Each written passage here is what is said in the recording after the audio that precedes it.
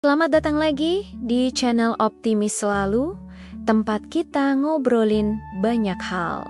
Dari yang paling serius sampai yang paling absurd, tapi tetap dengan semangat positif tentunya. Nah, hari ini kita akan bahas sesuatu yang serius banget, tapi super seru. Gue mau ajak kalian ke Amerika Serikat.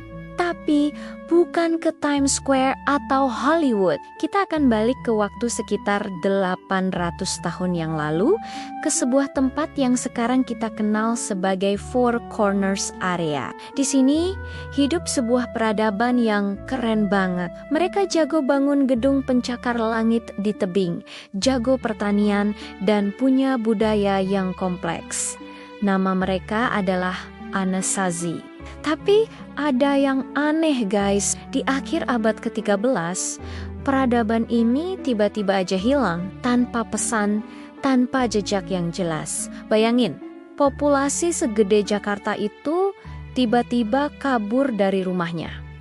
Itulah yang kita akan bahas hari ini. Jadi, siapin popcorn dan otak kalian, karena kita akan pecahin misteri terbesar di benua Amerika. Let's go!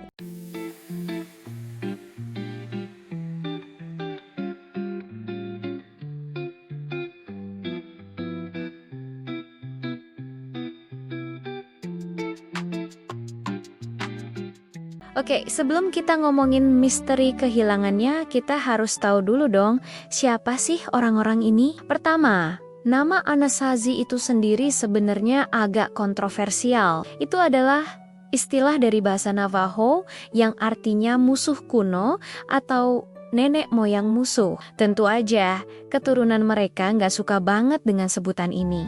Jadi, yang lebih sopan dan akurat itu adalah Ancestral Puebloans atau suku Pueblo Purba. Tapi biar lebih gampang, kita pakai istilah Anasazi dulu ya guys, tapi dengan catatan kita ngerti konteksnya. Mereka itu adalah Master of Survival. Hidup di daerah yang kering dan gersang kayak di Arizona, New Mexico, Utah, dan Colorado sekarang. Tapi mereka berhasil, mereka bikin sistem irigasi yang canggih buat tanam jagung, kacang-kacangan, dan squash. Life-nya kece parah, tapi yang paling bikin kita wow itu adalah arsitektur mereka. Lihat nih, ini adalah Pueblo Bonito di Choco Canyon. Ini bukan rumah biasa guys, ini kota, ratusan ruangan, plaza, bahkan ada observatorium buat ngeliat bintang. Mereka ngerti banget soal astronomi. Lalu ini, yang paling ikonik, Cliff Palace di Mesa Verde. Wih, gokil nggak sih? Rumah-rumah mereka dibangun nempel di tebing, setinggi gedung 20 lantai. Ini bukan cuman buat gaya-gayaan, tapi juga buat perlindungan dari musuh dan cuaca ekstrim. Mereka itu jagoan bangunan banget sih. Peradaban ini mencapai puncaknya sekitar tahun 1100, dengan populasi diperkirakan mencapai puluhan ribu, bahkan mungkin ratusan ribu orang. Mereka punya jalan raya, sistem perdagangan, dan budaya yang mapan. Tapi semua kejayaan itu tiba-tiba berakhir. Sekitar tahun 1275 hingga 1300, orang-orang Anasazi mulai meninggalkan kota-kota megah mereka. Satu persatu. Yang bikin ini misterius banget adalah cara mereka pergi. Mereka nggak kayak kena bencana yang mendadak kayak letusan gunung berapi yang ngekepung mereka. Ada bukti bahwa mereka punya waktu buat persiapan. Tapi mereka ninggalin barang-barang mereka. Ada pot-pot makanan yang masih ada sisaannya, ada peralatan, ada sepatu. Itu kayak mereka berniat buat balik lagi, tapi ternyata nggak pernah kembali. Ini adalah pertanyaan utamanya guys, kenapa? Kenapa mereka ninggalin rumah yang sudah mereka bangun dengan susah payah? Para arkeolog bingung banget, nggak ada catatan tertulis, nggak ada pesan di dinding, cuma ada keheningan. Keheningan yang diisi oleh teori-teori yang berusaha memecahkan misteri ini.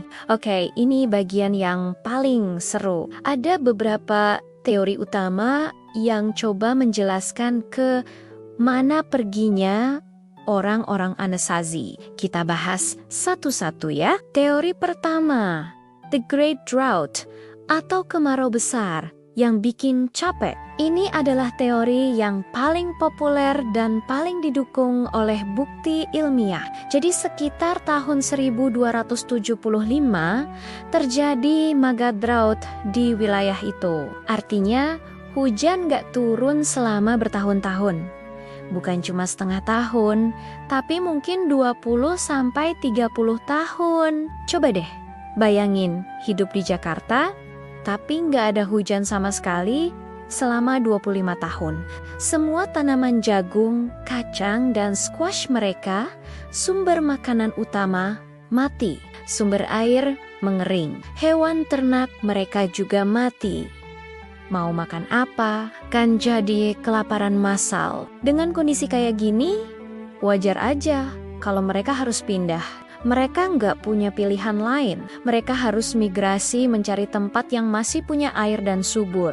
Teori ini kuat banget karena ada data dari cincin pohon yang nunjukin adanya periode kemarau ekstrim pas banget di waktu Anasazi nilang. Teori kedua, perang suku dan kekacauan sosial.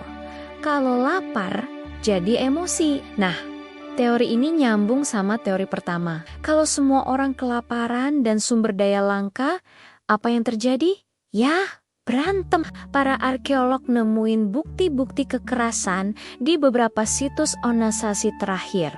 Ada banyak tengkorak yang luka, ada rumah yang dibakar, dan orang-orang yang dikubur nggak layak. Ini nunjukin bahwa ada konflik internal yang makin parah. Mungkin suku-suku kecil yang tadinya damai, tiba-tiba berantem, rebutan sumber air yang terakhir. Atau mungkin ada suku dari luar yang masuk dan menyerang, karena mereka juga kekurangan sumber daya. Kondisi stres dan kelaparan ini bisa bikin sistem sosial yang udah mapan jadi hancur lebur. Kacau balau, capek deh hidupnya. Teori ketiga, masalah sosial dan agama. Sistemnya crash. Ini teori yang lebih abstrak tapi juga menarik. Beberapa ahli berpikir bahwa masalahnya bukan cuma dari luar, seperti iklim, tapi juga dari dalam. Mungkin sistem kepercayaan mereka berubah. Pemimpin agama mereka nggak lagi dipercaya karena doanya nggak dikabulin, hujan nggak datang-datang. Ini bisa bikin masyarakat jadi ragu dan pecah belah. Atau mungkin ada ketimpangan sosial yang makin parah. Si kaya makin kaya, si miskin makin sengsara, sampai akhirnya orang-orang marah dan berontak, yang bikin peradaban mereka hancur dari dalam. Ini kayak sistem operasi yang crash, guys. Terlalu banyak bug, akhirnya hang total. Teori keempat, dan ini yang paling mungkin terjadi menurut kebanyakan ilmuwan, kombinasi semuanya atau the perfect storm. Bukan cuma satu alasan, tapi semua kejadian itu nabrak barengan. Jadi gini kronologisnya, dulu ada kemarau besar yang bikin mereka kelaparan. Karena kelaparan, mereka jadi berantem rebutan sumber daya. Perang dan kelaparan ini bikin sistem sosial dan agama mereka jadi kacau. Nggak ada lagi yang bisa diandalkan. Jadi mereka nggak punya pilihan lain selain kabur. Mereka nggak menghilang dalam arti lenyap di muka bumi. Mereka mengungsi. Mereka pindah ke tempat yang lebih aman dan lebih punya sumber daya. Nah, ini dia bagian yang paling keren dan sesuai dengan nama channel kita, Optimis Selalu. Kita sering mendengar cerita bahwa suku Anasazi menghilang atau punah. Tapi itu sebenarnya pandangan yang salah, guys.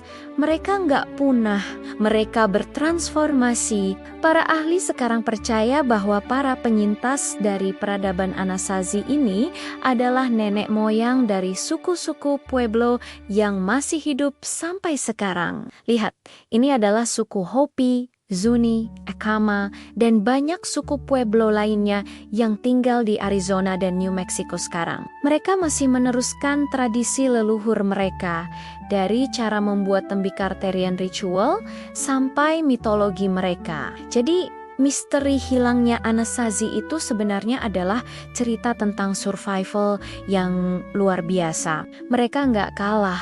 Mereka beradaptasi, mereka ninggalin kota-kota besar yang nggak sustainable lagi dan pindah ke komunitas-komunitas yang lebih kecil dan lebih mudah dipertahankan. Mereka survive. Itu adalah cerita yang sangat optimis kan? Jadi, jawaban dari misteri ini bukanlah akhir yang tragis, tapi awal dari babak baru dalam perjalanan sebuah bangsa. Mereka nggak hilang, mereka cuma pindah rumah dan ganti nama. Keren banget, gimana guys? Seru banget kan? Ngobrolin misteri Anasazi dari peradaban yang maju, dihadapkan sama bencana alam, konflik internal, sampai pada akhirnya mereka berhasil bertahan hidup dengan beradaptasi. Ini menunjukkan bahwa sejarah itu penuh dengan pelajaran tentang betapa pentingnya menjaga lingkungan, tentang bahaya konflik, dan tentang kekuatan luar biasa dari kemauan untuk survive. Nah, sekarang gue mau denger pendapat kalian. Menurut kalian, teori mana yang paling masuk akal? Apakah kemarau besar, perang, atau kombinasi dari semuanya? Tulis di kolom komentar ya. Terima kasih udah nonton sampai akhir. Jangan lupa buat like video ini. Kalau kalian suka, share ke temen-temen kalian, biar mereka juga ikutan pusing mikirin misteri ini. Dan yang paling penting, subscribe channel ini dan pencet tombol loncengnya biar nggak ketinggalan video-video seru lainnya. See you in the next video. Stay optimistic always. Bye.